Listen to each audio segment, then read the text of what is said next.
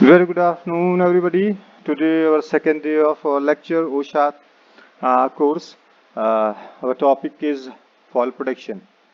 We will discuss today the fall protection. So, what exactly the fall protection is? अगर हम OSHA के recommendation की बात करते हैं, तो ये कहा जाता है कि कोई भी काम अगर हाइट के ऊपर किया जा रहा है, कि अबव द ग्राउंड लेवल, सो वहाँ पर रिस्क होता है कि ऊपर से कोई वर्कर्स गिर जाए और उसको चोट लग जाए।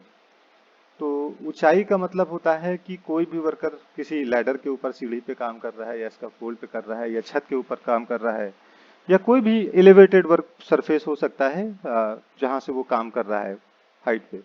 और वो हाइट अगर कंस्ट्रक्शन साइट है तो अगर 1.8 मीटर की हाइट है या उससे ज्यादा है तो उसे हम लोग हाइट वर्क कंसीडर करते हैं। तो या अगर कोई जनरल इंडस्ट्री है जहां पर प्रोसेस प्लांट हो रहा है तो उसको अगर 4 फीट की हाइट है एज पर द ओशा तो हम लोग उसे वर्क एट हाइट रिकमेंड करते हैं या कंसीडर करते हैं।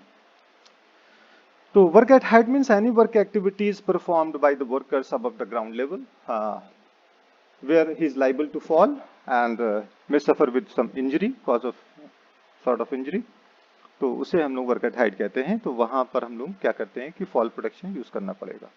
अब फॉल प्रोटेक्शन का मतलब होता है कि वहां पर या तो हम गार्डरेल सिस्टम प्लेटफॉर्म पे यूज करें या सेफ्टी नेट यूज करें या फिर हम लोग वहां पर personal fall arrest system use करें। तो जो भी सुइटेबल होता है उसके अकॉर्डिंग वहां पर यूज किया जाता है। और हाइट के ऊपर इतना फोकस क्यों किया जा रहा है, क्योंकि डेटा बताता है, ब्यूरो ऑफ लेबर स्टैटिस्टिक्स जो है यूएसए डिपार्टमेंट का, वो बताता है कि 2022 में जो फॉल हुए हैं स्लिप एंड ट्रिप और ऊपर से ऊंचाई से गिरने का, वो बढ़ गए हैं, इंक्रीज हो गए हैं, 1.8% इंक्रीज हो गए हैं।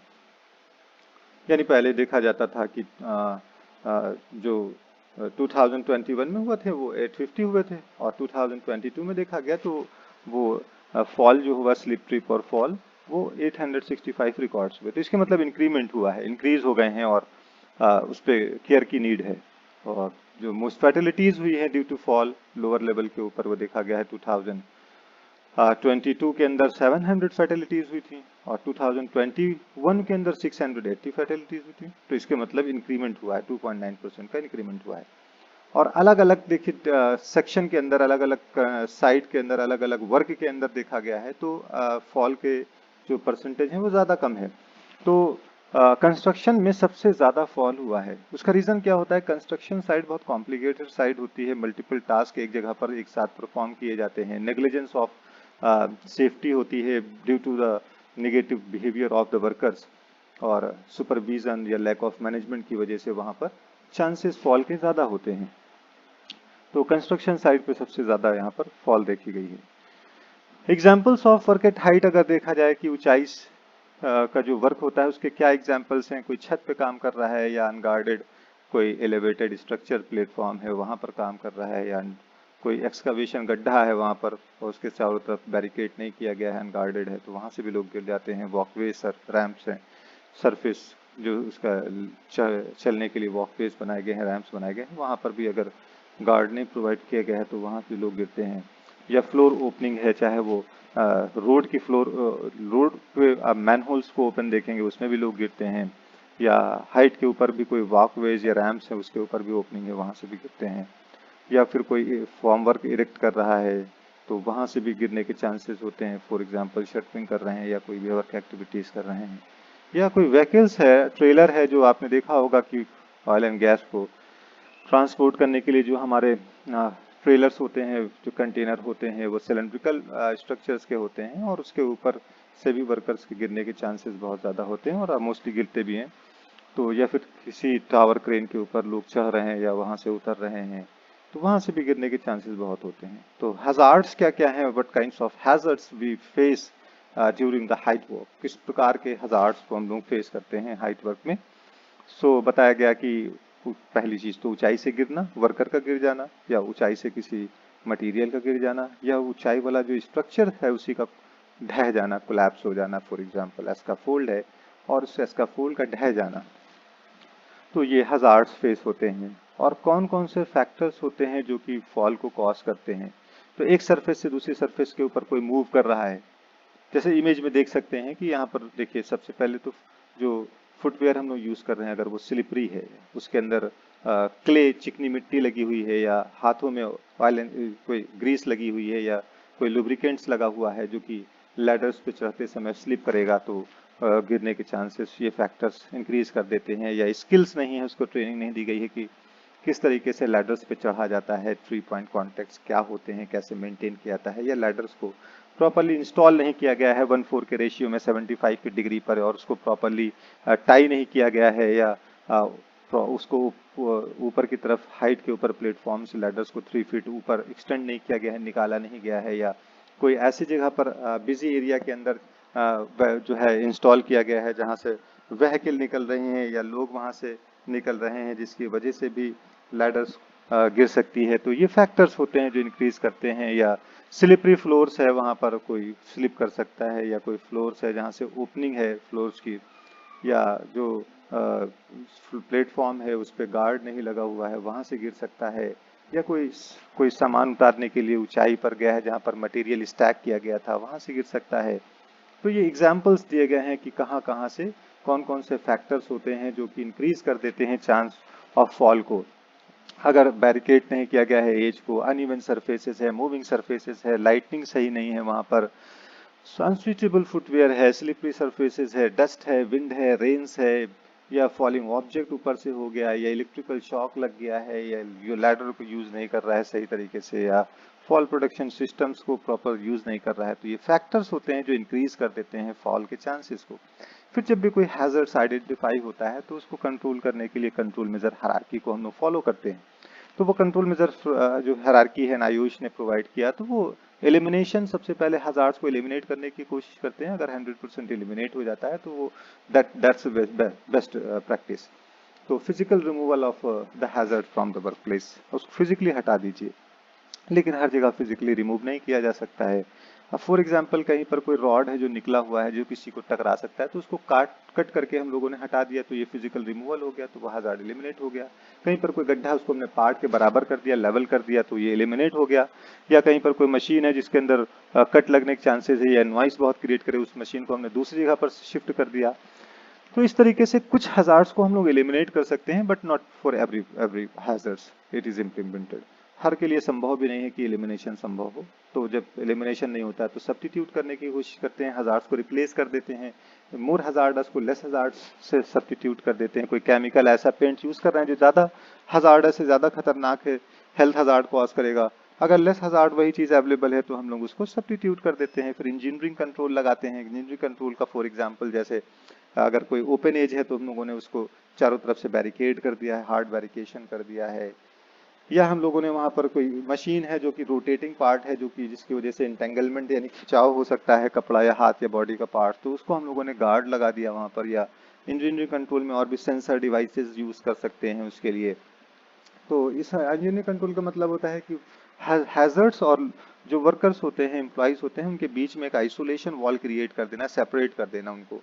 तो इस तरीके से इंजीनियरिंग कंट्रोल हम लोग इम्प्लीमेंट करते हैं। फिर एडमिनिस्ट्रेटिव कंट्रोल होता है, जैसे change the way of the work, the people work, किस तरीके से काम करते हैं उसको चेंज कर देना। जैसे फॉर एग्जांपल ट्रेनिंग प्रोवाइड करना एडमिनिस्ट्रेटिव कंट्रोल है।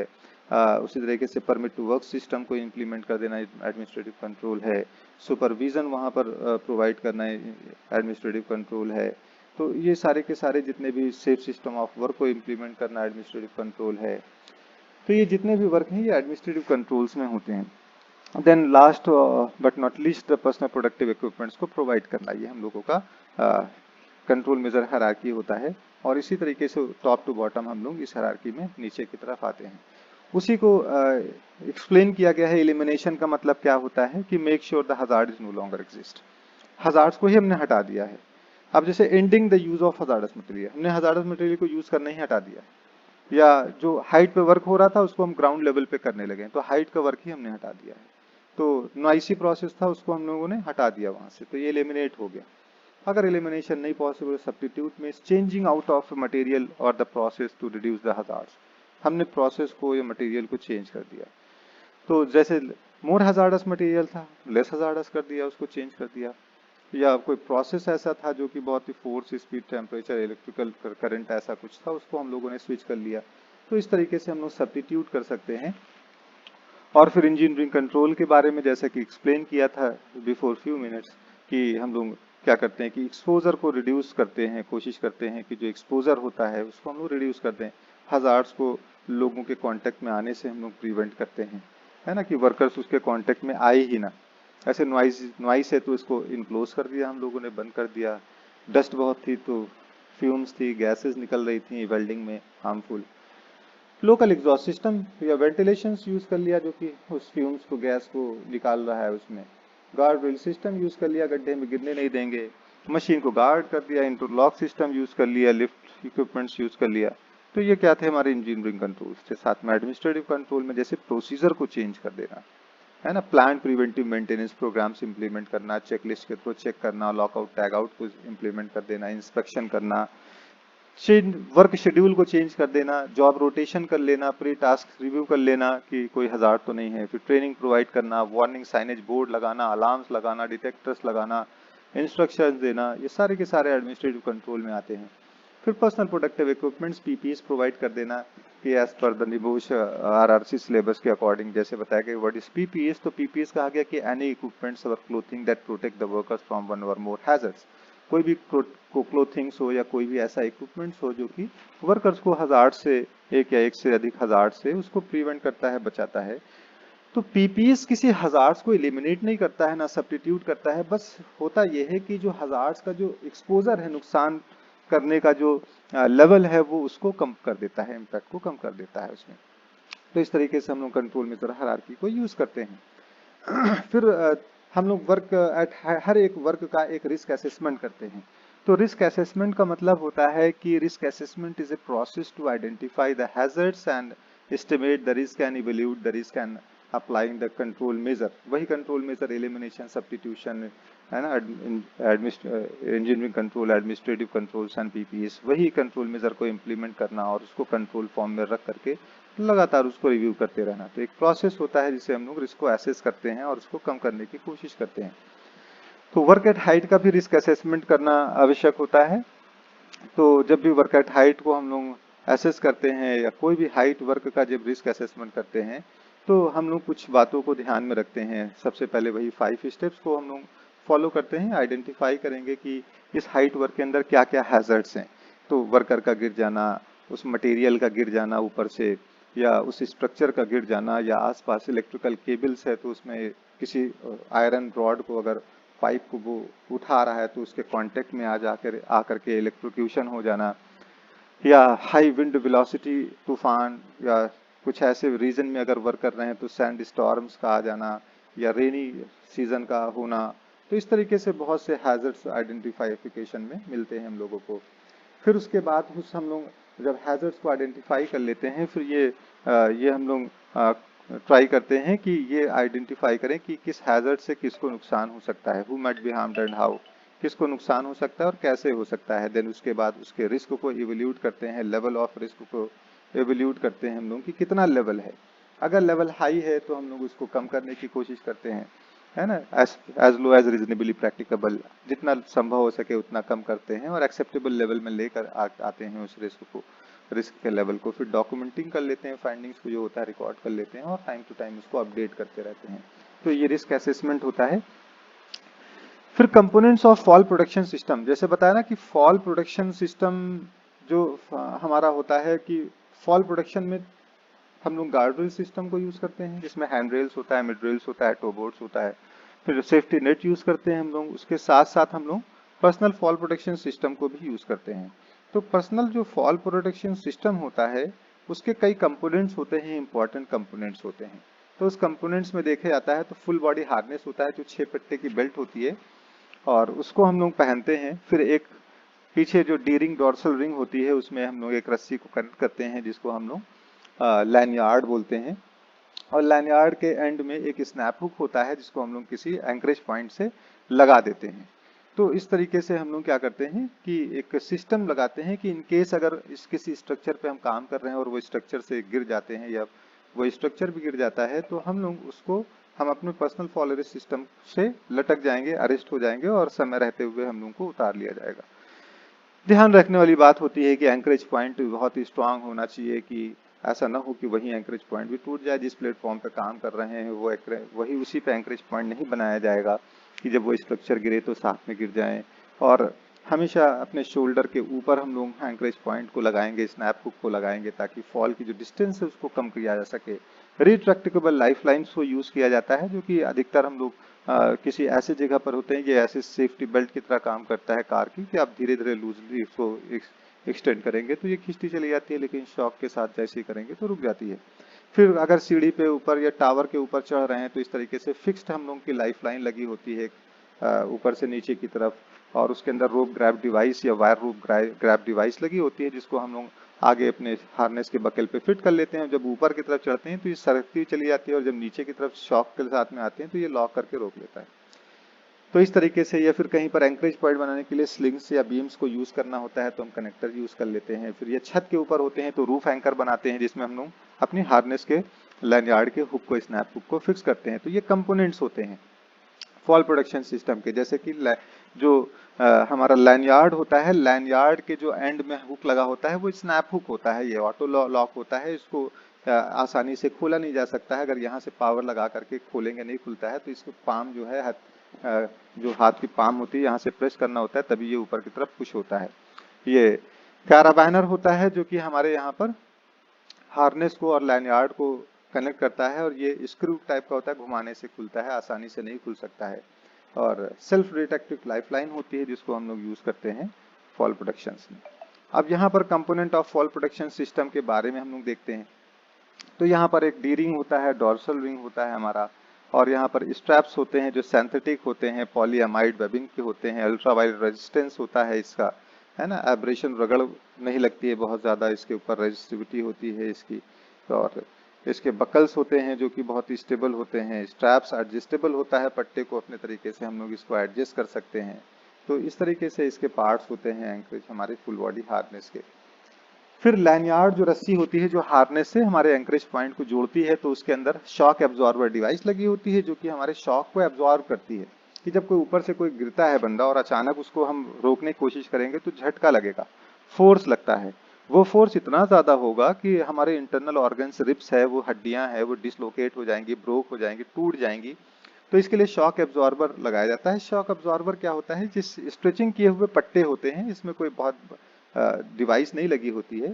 जैसे कि आप फॉर एग्जांपल अगर देखा जाए कि किसी पेड़ से कोई वर्कर्स गिरता है, चढ़ रहा है कोई बंदा और वहां से गिरेगा, उसके कपड़े जो हैं वो अगर किसी छोटी छोटी टहलियों में फंसते हुए, अगर डाल में फंसते हुए आएंगे और वो कपड़ा फटता रहेगा तो हमारी स्पीड को स्लो कर देता है, तो शॉक को हमारे कम कर देता है।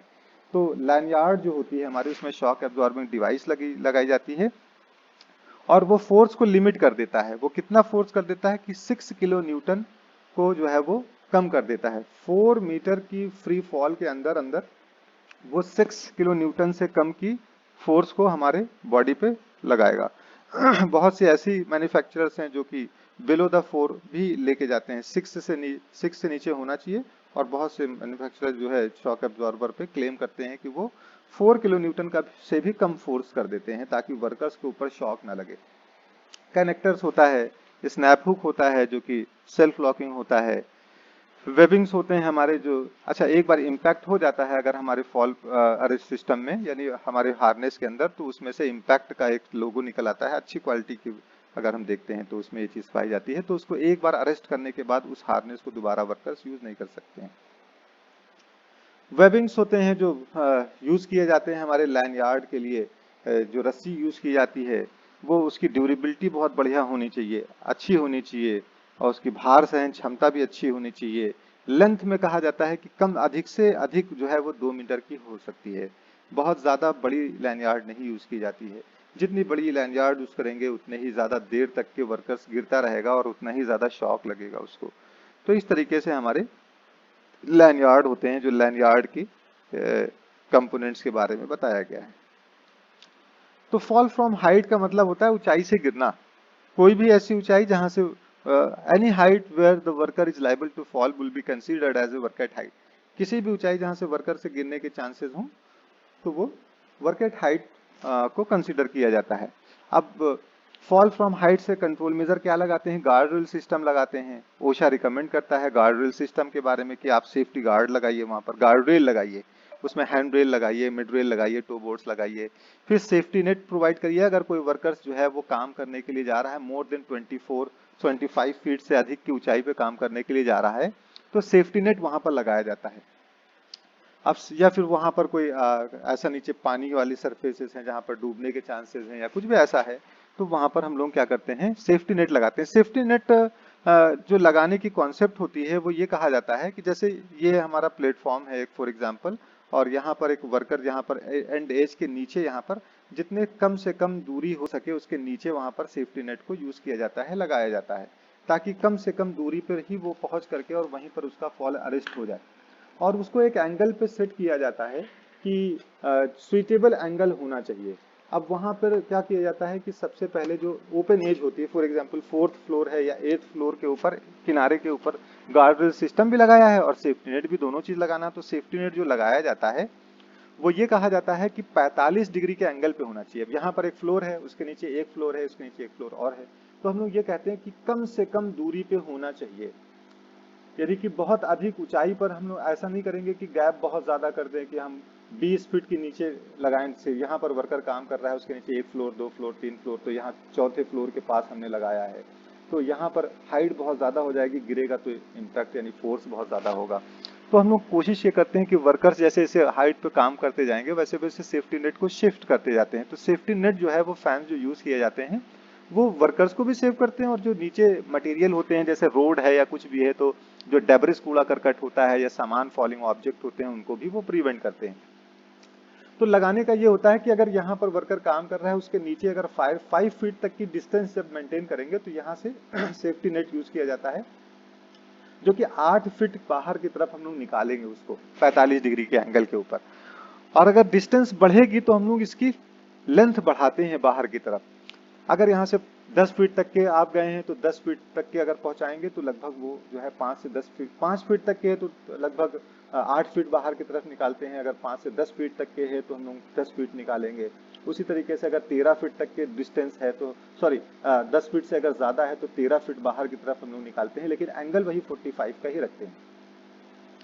फिर उसके बाद जब इसको लगा लिया जाता है तो ध्यान रखा जाता है कि उसको जो नेट यूज किया जाता है जाली, उसका जो मेश होता है, जो उसका जाल होता है, एक खाना जो होता है उसका वो 6 बाई 6 इंचेस का एज पर द ओशा होना चाहिए। और उस जाल की भी जो नेट यूज करते हैं उसका मिनिमम इम्पैक्ट रेजिस्टेंस लगभग 17,500 पाउंड पर फुट स्क्वायर का होना चाहिए, और इस तरीके से रिकमेंड करते हैं। उसके बाद साथ में ये भी कहते हैं कि जब नेट लगाया जाता है सेफ्टी तो इसका ड्रॉप टेस्ट किया जाता है कि ये सही है कि नहीं है। तो ड्रॉप टेस्ट के लिए एक सीमेंट का एक बैग लिया जाता है, उसमें रेत वेत भर दी जाती है, सैंड भर दिया जाता है, सैंड बैग, लेकिन डायामीटर उसका जो है वो लगभग 28 से 32 इंचेस का डायमीटर होना चाहिए। और उसको हम लोग क्या करते हैं कि हाइट से हम लोग गिराएंगे, हाईएस्ट हाइट से गिराएंगे। हाईएस्ट हाइट ऊंचाई से जितनी ज्यादा ऊंचाई से गिराएंगे उतना ही अच्छा टेस्ट माना जाएगा, लेकिन बहुत पास में नेट से कम ऊंचाई से नहीं गिराएंगे। कम से कम 14 इंचेस से कम नहीं होना चाहिए, यानी नेट की हाइट से 14 इंचेस की हाइट से कम नहीं होना चाहिए ड्रॉप टेस्ट में।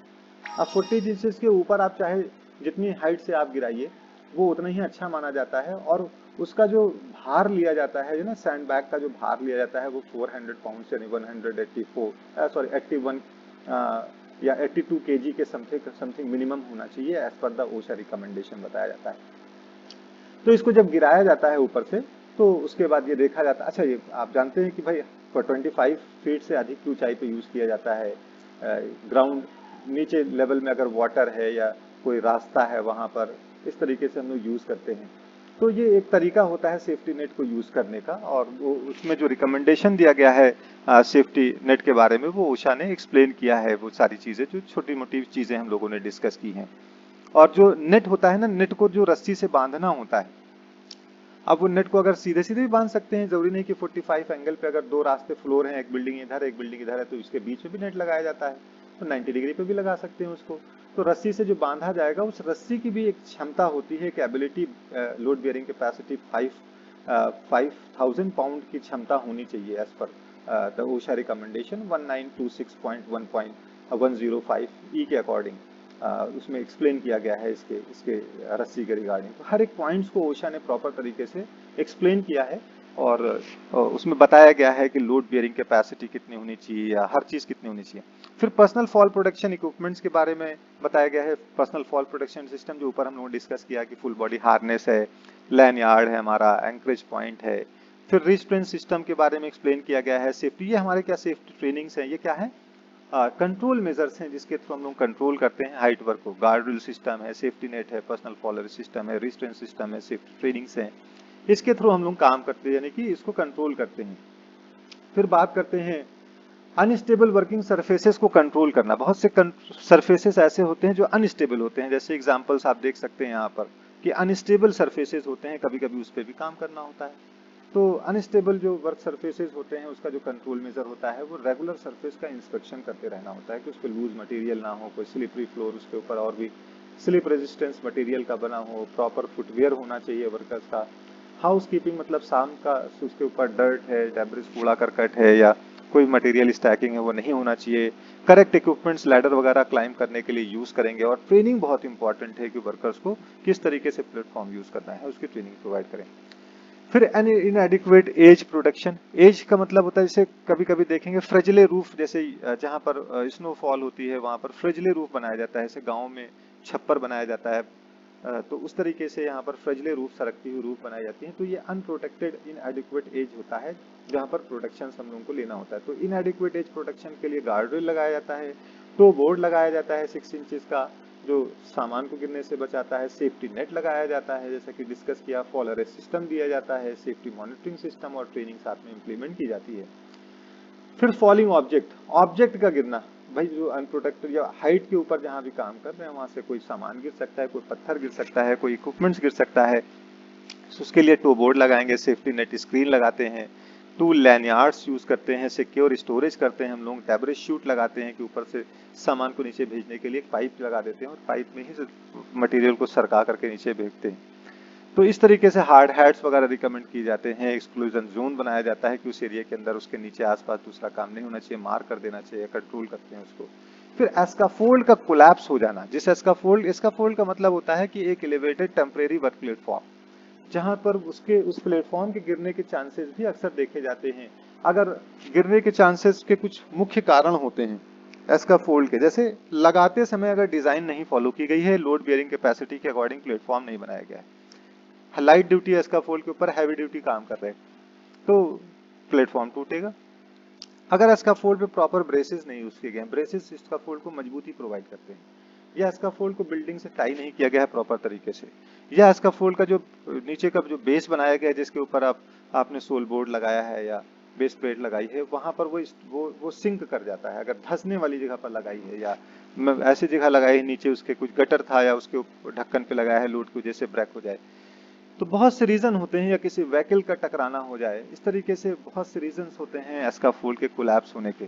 तो कोलैप्स के लिए कंट्रोल मेजर क्या होता है कि रेगुलर इंस्पेक्शन होना चाहिए उसका, प्रॉपर कंस्ट्रक्शन और इंस्टॉलेशन होना चाहिए, लोड लिमिट्स का ध्यान रखना चाहिए, मेंटेनेंस और रिपेयर करते रहना चाहिए, प्रॉपर फाउंडेशन मेंटेन रखना चाहिए उसका नीचे का, और स्काफोल्ड को सिक्योर करना चाहिए प्रॉपरली टाई करके। फेलियर ऑफ इक्विपमेंट्स, बहुत सी बार ऐसे होते हैं कि कोई मैन लिफ्ट है, क्रेन है या कोई भी ऐसी चीज है जो फेल हो जाता है। फेलियर के भी बहुत कंट्रोल मेजर सेम वही चीजें हैं कि रेगुलर इंस्पेक्शन होना चाहिए उस इक्विपमेंट्स का, प्रिवेंटिव मेंटेनेंस होना चाहिए, सेफ ऑपरेशन प्रैक्टिस होना चाहिए, लोड लिमिट्स का ध्यान रखिए, इमरजेंसी प्रोसीजर बना करके रखिए कि उसको हैंडल कैसे करना है जब एक्सीडेंट होगा। इन्वायरमेंटल कंसिडरेशन का ध्यान रखेंगे कि वेदर कैसा है, क्लाइमेट कैसा है, टेम्परेचर कैसा है।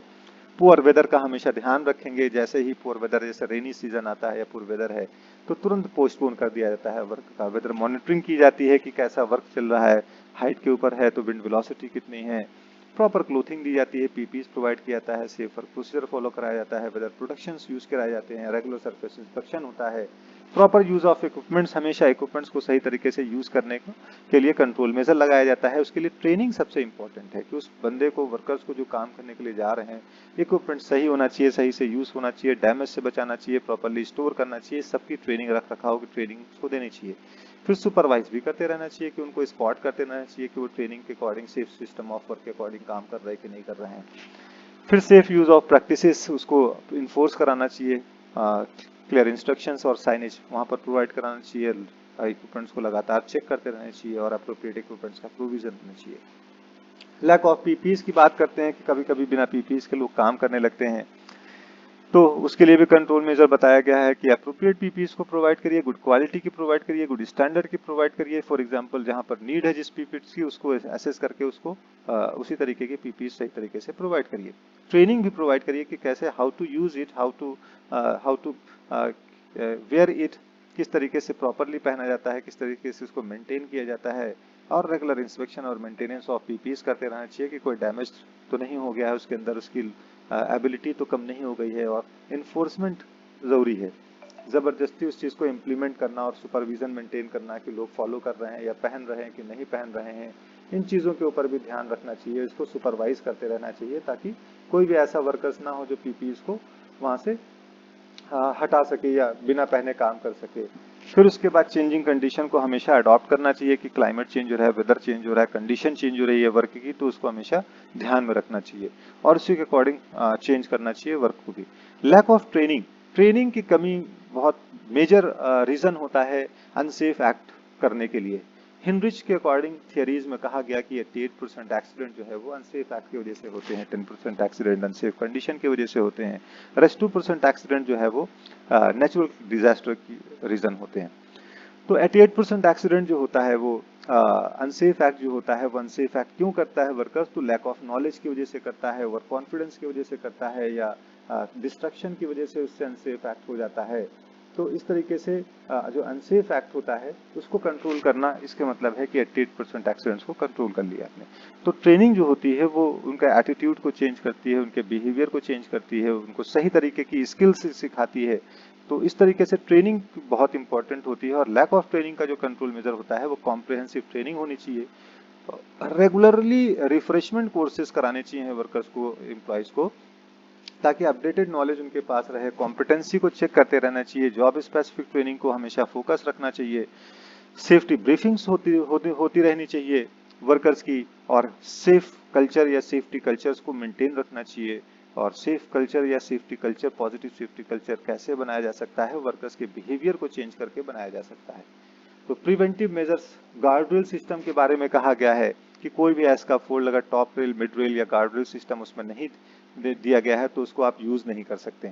और कभी भी जो हमारा गार्डरेल सिस्टम है उसको ओवरलोड नहीं करना है, इसका फोल्ड के गार्डरेल सिस्टम को ओवरलोड नहीं करेंगे हम लोग। Don't overload the scaffold. वो होता है कि जो लोड, जो हमारा स्कैफोल्ड का प्लेटफॉर्म बनाया जाता है वो अलग अलग लोड बेयरिंग कैपेसिटी के अकॉर्डिंग बनाया जाता है।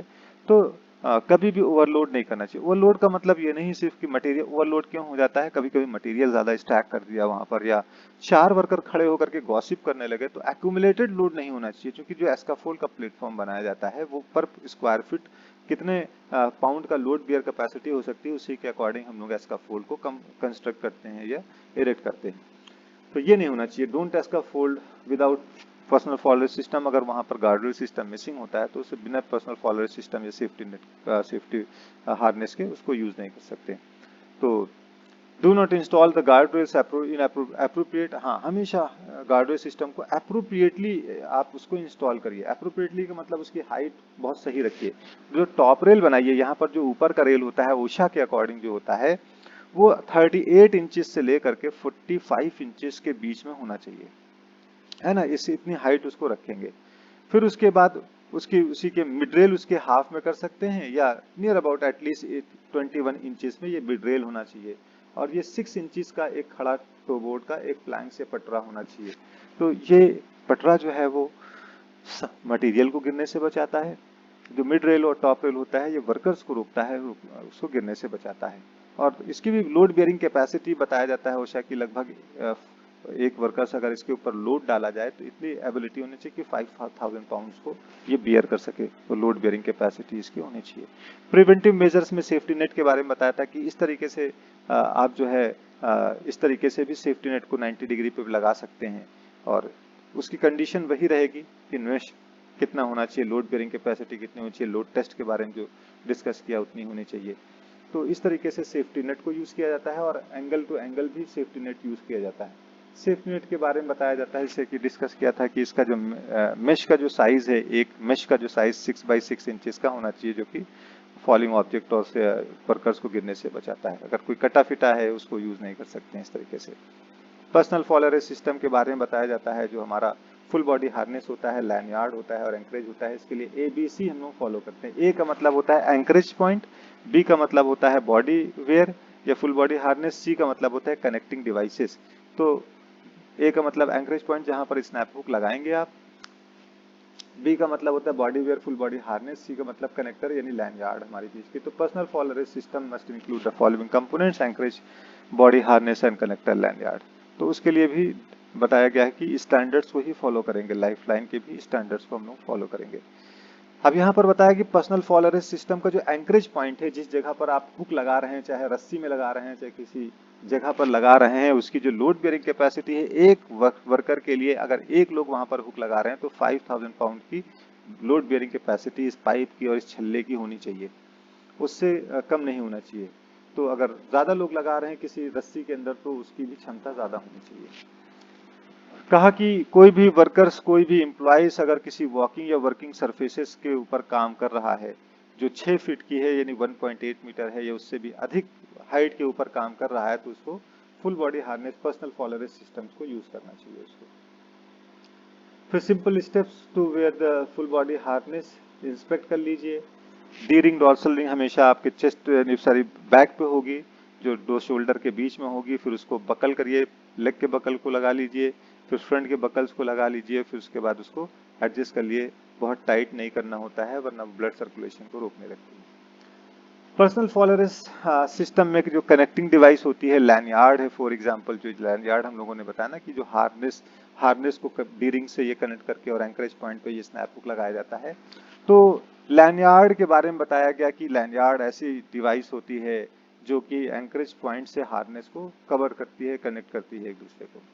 और जो सेफ्टी बेल्ट या लैंड सेफ्टी बेल्ट की जो लैंडयार्ड है वो 1/2 इंच मिनिमम होनी चाहिए नायलॉन की और इक्विवेलेंट या होनी चाहिए।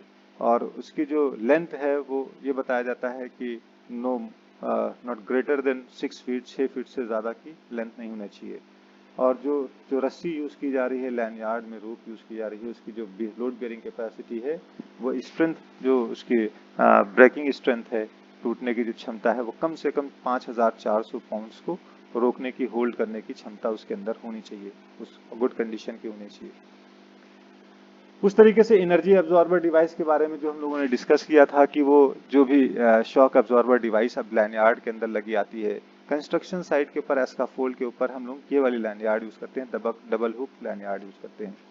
डबल हुक इसलिए यूज किया जाता है कि एक हुक हमेशा हमेशा हमारे एंकरेज पॉइंट पर लगा रहेगा, दूसरा हुक हम शिफ्ट कर लेंगे, कहीं लगा लेंगे, सेव कर लेंगे, तब हम दूसरा हुक निकाल करके आगे की तरफ बढ़ेंगे।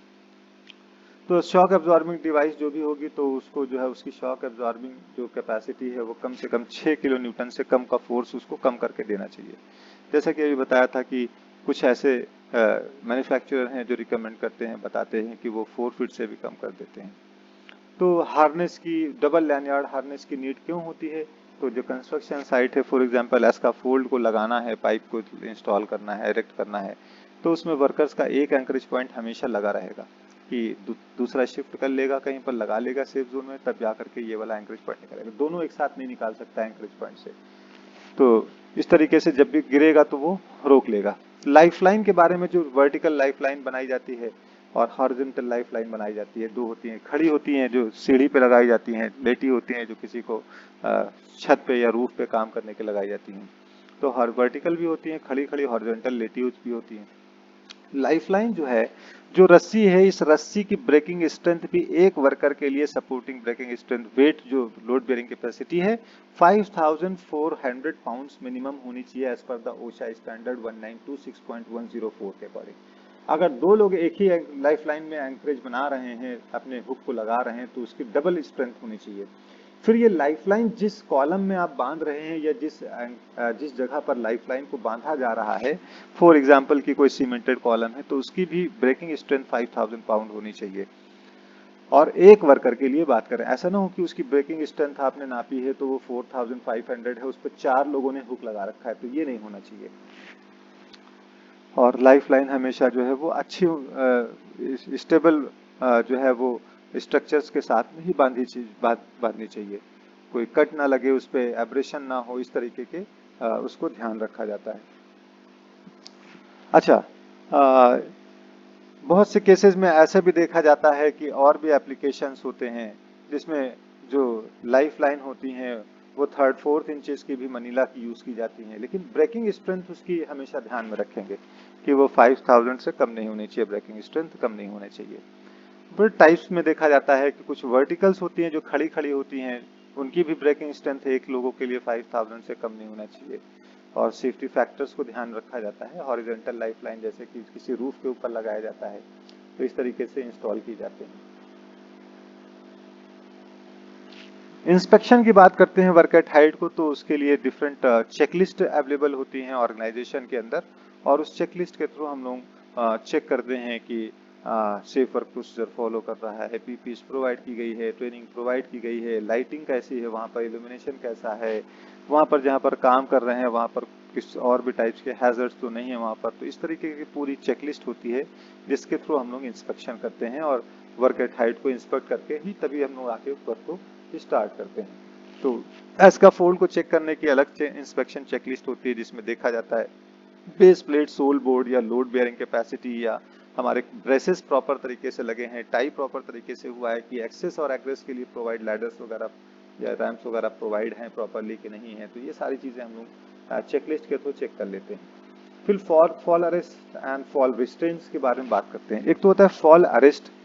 फॉल अरेस्ट सिस्टम जो होता है वो गिरने के बाद वर्कर्स को लटकाता है, रोकता है। जो फॉल अरेस्ट होता है उसमें भी एंकरेज पॉइंट होते हैं, लाइक आपके जैसे फॉर एग्जांपल एंकरेज पॉइंट है आपका, उसमें से लैंडगार्ड है, फुल बॉडी हार्नेस है, यहाँ पर रिस्क है, तो यहाँ से गिरेगा तो उसको बचा लेगा इस तरीके से, जैसा कि यहाँ पर इमेज में दिखाई गई है फॉल अरेस्ट सिस्टम। और जो फॉल रिस्ट्रेंट होता है जैसा कि अभी देखा था, तो फॉल रिस्ट्रेंट क्या होता है कि उसको गिरने ही नहीं देता है। जैसे कि एक डिस्टेंस फिक्स कर दिया कि इस एज के बाद आप जा ही नहीं सकते हैं आप, तो एंकरेज पॉइंट ऐसा रखा, फिक्स लैंडगार्ड दे दिया, उसके आगे जा ही नहीं सकता है, रिस्ट्रेन कर लेगा, उसके आगे वो जा नहीं सकता है। तो fall restraints and fall arrest में ये डिफरेंसेस होते हैं। फिर एक होता है फॉल क्लियरेंस। जब भी हम लोग एंकरेज पॉइंट बनाते हैं तो कुछ चीजों को ध्यान में रखते हैं। ऐसा ना हो कि एंकरेज पॉइंट बनाया, उस पर हुक लगा दिया 6 फीट की ऊंचाई पे ऐसी जगह पर, वर्कर जब गिरा वहां से तो वो आकर के जमीन पे गिर गया, लैंड पे गिर गया, तो उसके मतलब फॉलोअर सिस्टम का कोई मतलब ही नहीं रह गया। तो हमेशा कैलकुलेट करते हैं कि एंकरेज पॉइंट कहाँ पर बनाया जाए जिस जगह पर हम काम कर रहे हैं खड़े होकर के। तो फॉर एग्जाम्पल बताया गया कि हम लोग क्या करते हैं, कैसे कैलकुलेट करते हैं कि 2 मीटर की तो लेंथ लैंडयार्ड की होती है, लगभग 1.5 मीटर वो डिसलेरेशन डिस्टेंस होगा, जब उसका जो है वो शॉक एब्जॉर्बिंग डिवाइस खुलेगी तो वो 1.2 मीटर लगभग हो जाएगी। फिर 1.1 मीटर तो हाइट होती है वर्कर्स की। फिर 1 मीटर सेफ्टी मार्जिन लेकर जमीन से चला जाता है या किसी प्लेटफॉर्म से चला जाता है कि इतनी ऊंचाई पे होना चाहिए तभी ये अरेस्ट काम करेगा। तो total 6 metre from the anchorage, यानी कि कहा गया एंकरेज से 6 मीटर की क्लियरेंस को ध्यान में रखेंगे। ऐसा ना हो कि नीचे लगा दिया तो वो जमीन पे गिर गया, तो इसको फॉल क्लियरेंस कहते हैं। तो हमेशा 6 मीटर को ध्यान में रखते हैं इसको। फिर सस्पेंशन ट्रॉमा क्या होता है कि ओशा कहता है कि जब कोई लटकता है तो लटके हुए बंदे को, फॉल अरेस्ट हुआ कोई बंदा, तो उसको विद इन 30 मिनट्स जो है वो आपको उतारना होता है। अगर 30 मिनट्स नहीं उतारते हैं तो ब्लड सर्कुलेशन हमारे थाइस का जो हार्नेस टाइट कर देती है, तो ब्लड सर्कुलेशन रुक जाता है और वो सोचने समझने की क्षमता खो देता है, सस्पेंशन ट्रॉमा हो जाता है। और ब्लड सर्कुलेशन जो होता है तो धीरे धीरे टाइम बढ़ता रहता है, तो वो और भी अनकॉन्शियसनेस हो जाएगा, बेहोशी छा जाएगी और डेथ भी हो सकती है। तो विद इन 30 मिनट्स उसको उतारना होता है। या फिर सेफ्टी बेल्ट एक स्पेशल डिजाइन होती है जिसके अंदर यहाँ पर एक रिबन लगा होता है, और वो जब भी कोई फॉल रिस्ट होता है तो वो रिबन खोल करके और नीचे उसके ऊपर ये पैर रख करके उसके बाद टाइट करता है, तो इसका ये हार्नेस होता है लूज हो जाता है, यानी ब्लड सर्कुलेशन मेंटेन हो जाता है। तो इस तरीके से डिजाइन जो है वो हार्नेस भी आती है कि वर्कर्स उसको बचा सके और समय रहते हुए उसको उतार लिया जाए। सस्पेंशन ट्रॉमा के मतलब कोई वर्कर्स अगर फेटनेस है, नोजिया हो रही है, ब्रीथलेसनेस है, डिजीनेस चक्कर है, स्वेटिंग बहुत है, पेलनेस आ गई है चेहरे पे, तो इसके मतलब लो हार्ट रेट हो गया है, यूजुअल ब्लड प्रेशर लो हो गया है, तो इसके मतलब सस्पेंशन ट्रॉमा हो गई है, इंक्रीज ब्लड हार्ट रेट हो गए हैं, तो सस्पेंशन ट्रॉमा हो गया उसको।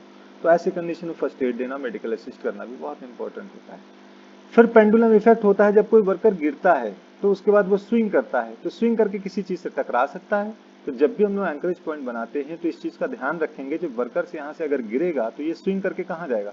फॉर एग्जाम्पल यहाँ पर एंकरेज पॉइंट बनाया, यहाँ वर्कर काम कर रहा है, यहाँ पर एक बिजली की पावर लाइन है और वो भी नेकेड है, बैरे लाइन है, नंगी तार है, उस पर इंसुलेशन नहीं है, तो ये वर्कर जब गिरेगा तो स्विंग होकर के उसी तार में टकरा जाएगा, तो हो सकता है कि इलेक्ट्रोक्यूशन हो जाए। या कोई ऑब्जेक्ट है वहां पर, कोई बिल्डिंग है, स्ट्रक्चर, उससे टकराएगा, या इसका फोल्ड है तो उससे टकराएगा। तो स्विंग का ध्यान रखा जाता है कि जब भी एंकरेज पॉइंट बनाते हैं तो हम लोग स्विंग का ध्यान रखते हैं।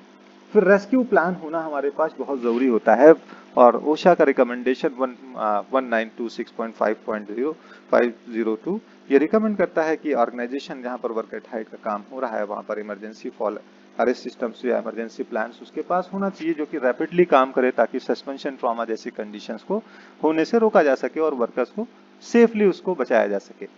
तो रेस्क्यू प्लान हमेशा हमारे पास होना चाहिए, एक बंदा होना चाहिए जिसकी ट्रेनिंग होनी चाहिए, रेस्क्यू इक्विपमेंट्स हमारे पास होने चाहिए, है ना, हमारे पास डिवाइसेस होने चाहिए, तो सारी चीजें हमारे पास होनी चाहिए, और उसको एक ड्रिल भी करानी चाहिए, और ऑर्गेनाइजेशन इसकी ड्रिल भी कराती है। ड्रिल का मतलब प्रैक्टिकल एक्सरसाइज भी कराती है ताकि सस्पेंशन ट्रॉमा जैसी कंडीशंस को हम लोग कम कर सकें और रोक सकें।